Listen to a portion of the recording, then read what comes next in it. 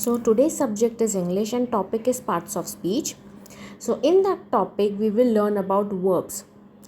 So verbs, what are verbs? So it is a word that shows an action state or occurrence. मतलब जो हमारे स्थिति को, हमारी क्रियाओं को और हमारे मतलब जो माहौल है occurrence उसको दर्शाता है. ठीक है, अभी ये हम एग्जाम्पल से समझते हैं. जैसे राहुल प्लेस क्रिकेट. ठीक है, राहुल क्या कर रहा है? क्रिकेट खेल रहा है, एक क्रिया कर रहा है, राइट, काम कर रहा है. तो प्ले, राहुल प्लेस क्रिकेट. तो प्ले वर्ड जो है वो तुम्हारा वर्ब है. शी इज़ हैप्पी, वो बहुत खुश है. तो इज़ जो वर्ड है वो उसकी स्थिति को दर्शा रहा है, तो वो वर्ब है is. They went to school, वो स्कूल चले गए, एक जगह चले गए हैं, वो अकरेंस हो गया है. तो उस चीज़ को हम लोग बोलेंगे वर्ब. वेंट, चले गए. ठीक है, अभी इसके कुछ टाइप्स हैं, टाइप ऑफ वर्ब्स. जैसे हर पार्ट्स ऑफ स्पीच के होते हैं, वर्ब्स के भी कुछ हैं. जैसे एक्शन वर्ब्स हो गए. जैसे an action verbs shows physical और मेंटल एक्शन. जो हमारे फिजिकल और जो हमारी मानसिक, ये दोनों क्रियाओं को दर्शाए, उसे हम एक्शन वर्ब्स कहते हैं. जैसे ही ran fast, I write neatly, she thinks deeply. तो रन और राइट तो फिजिकल हो गया. ठीक है, थिंक मतलब मानसिक हो गया, वो भाग रहा था, वो लिख रहा था, वो सोच रही थी. ठीक है, अभी फिजिकल एक्शन में क्या क्या आ सकता है? Jump, dance, walk, play. मतलब वही जंपिंग करना, डांस करना, चलना, खेलना, कूदना, वो सब आएगा. मेंटल में आएगा सोचना, थिंक, रिमेंबर, इमेजिन और अंडरस्टैंड. अभी दूसरा है हेल्पिंग वर्ब. अभी हेल्पिंग वर्ब क्या करता है? वो मेन वर्ब को सपोर्ट देता है. जैसे अभी आप पिक्चरों में देखते हो ना, कि मेन हीरो के साथ साइड हीरो उसका दोस्त रहता है, तो वैसे ये हेल्पिंग वर्ब अपने मेन हीरो को बचाता है. तो मेन हेल्पिंग वर्ब में क्या क्या आएगा? Is, am, are, was, were, has, have, had, do, does, did, will, shall, can, may. अभी इसको हम एग्जाम्पल के तौर से समझते हैं. जैसे शी इज़ सिंगिंग, तो वो गा रही है, उसकी स्थिति है, वो गा रही है. तो इज़ सिंगिंग को हम बोलेंगे हेल्पिंग वर्ब, जो वर्ब को हेल्प कर रहा है, सिंगिंग को वो हेल्प कर रहा है. They have completed the work, तो जो हैव वर्ड है वो कंप्लीटेड को हेल्प करता है. तो they have completed the work. I will go tomorrow, मैं कल जाऊँगा. तो ये फ्यूचर में बता रहा है कि वो कल जाएगा. तो आई विल गो टुमारो. तो ये है हमारे हेल्पिंग वर्ब, जो हमारे मेन हीरो को बहुत संभाल के रखते हैं, बहुत प्रोटेक्ट करके रखते हैं. आपका कोई दोस्त करता है? नहीं करता ना, करेंगे भी नहीं, नीच होते हैं. भाई ये एजुकेशन चैनल है, यहाँ पे ऐसे बकना नहीं चाहिए, लेकिन क्या करें, हर किसी के दोस्त अच्छे नहीं होते. द मेन वर्ब, अभी इसके बाद आता है मेन वर्ब. मेन वर्ब हमें बताता है कि कौन सा एग्जैक्ट एक्शन हुआ है. जैसे ही plays football, we study English, तो वो फुटबॉल खेल रहा है, वो इंग्लिश पढ़ रहा है, तो वो चीज़ उसमें डायरेक्ट बताई गई है, तो वो मेन वर्ब हो गया. तो in this sentence she is dancing, तो इज़ तो हेल्पिंग वर्ब है और डांसिंग इज़ मेन वर्ब. तो जो डांसिंग वर्ब है उसको मेन वर्ब बोलेंगे, वो एक्चुअल क्रिया है. उसको सपोर्ट करने के लिए हमारे हेल्पिंग वर्ब चले आते हैं, वो है इज़. तो शी इज़ डांसिंग. अब मेन वर्ब और हेल्पिंग वर्ब में फ़र्क समझ में आ गया? ठीक है, अभी आगे बढ़ते हैं. फोर्थ वाला है transitive verb. A verb needs an object to complete the meaning. अब इसका एक फॉर्मूला है, वो पढ़ते हैं. फॉर्मूला है subject plus verb plus object. अभी वो हम आगे पढ़ेंगे कि वो कैसा अभी हम आगे उसको यूज़ कर सकते हैं. तो शी एट एन एप्पल, वो एप्पल खा रही है या खा चुकी है. तो इसमें शी जो है वो सब्जेक्ट है, वो एक मेन कैरेक्टर है इसमें. अभी वो क्या कर रही थी? वर्क. वो क्या कर रही थी? वो खा रही थी, तो एट. ठीक है, अभी उसमें ऑब्जेक्ट, वो क्या खा रही थी? वो हवा तो नहीं खा रही थी, हवा तो दिखता नहीं है, खाते भी है तो हवा तो नहीं खा रही थी, तो वो एप्पल खा रही थी. तो शी एट एन एप्पल, तो वो ऑब्जेक्ट हो गया. ठीक है, राहुल बॉट ए कार. अब राहुल क्या है? इसमें सब्जेक्ट है. ठीक है, बॉट मतलब क्या? वो लेके आया, खरीद के लाया. क्या खरीद के लाया? एक कार खरीद के लाया. तो राहुल बॉट ए कार, तो राहुल बॉट मतलब वर्ब हो गया, क्रिया हो गई. क्या खरीद के लाया? कार खरीद के लाया. ठीक है। अभी ऐसे ही एक और वर्ब हमारे इसमें आता है इनट्रांजिटिव वर्ब।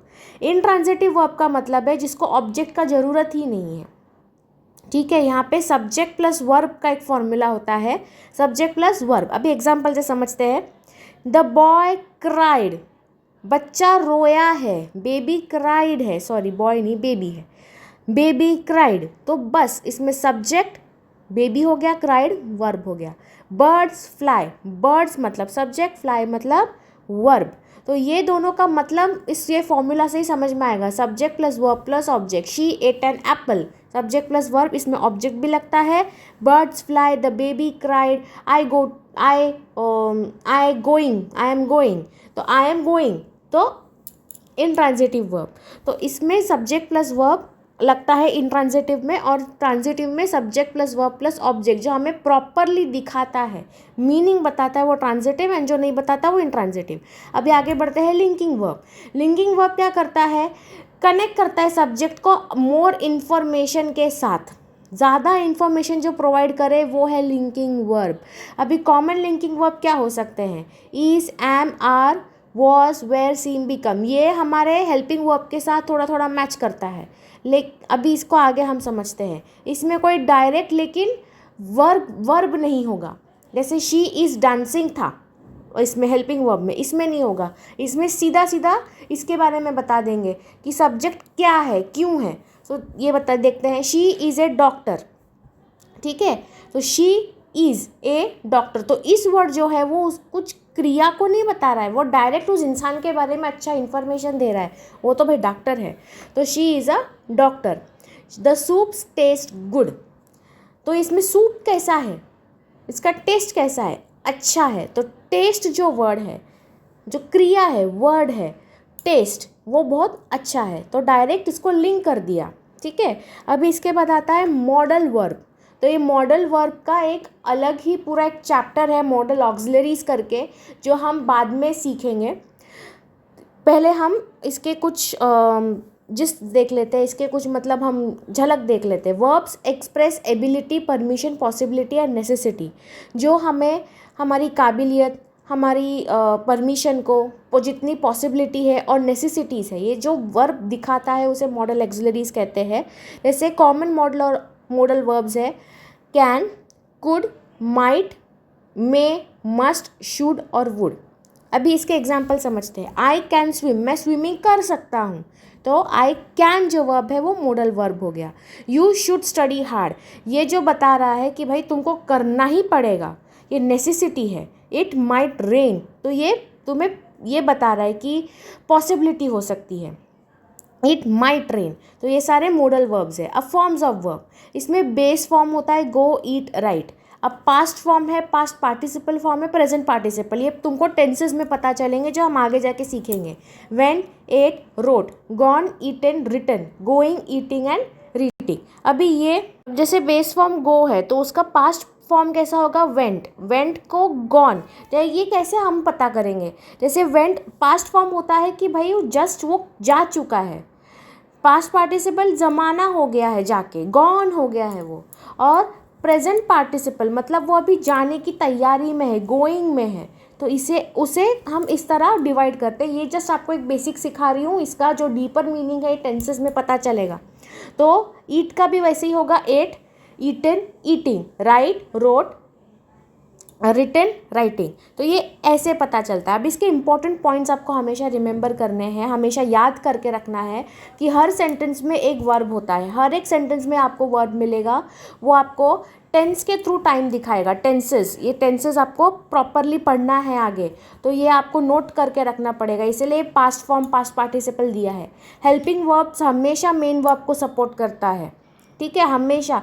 अगर आप देखेंगे कोई वर्ब है तो उसके साथ हेल्पिंग वर्ब नॉर्मली रहता ही है।